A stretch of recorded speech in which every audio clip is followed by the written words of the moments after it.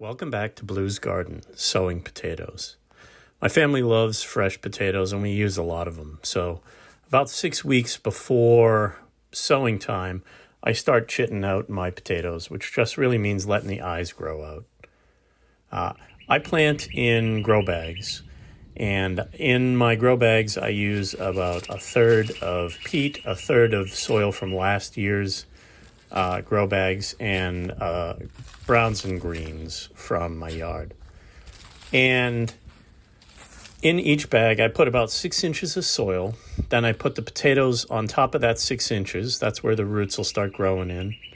And then above that is where all the potatoes tend to grow.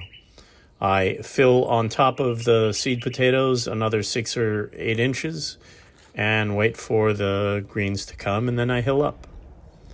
I just keep on doing that in each of the 3 containers. Again, 6 inches, put the little seed potatoes in, and then this is a little list of what I've planted so far in this first go-around. I actually do 2 plantings. About 3.5 months after the first planting, the plants die off, and that's when it's time to harvest. Thanks. Please remember to like and subscribe for more Blue's Garden tips.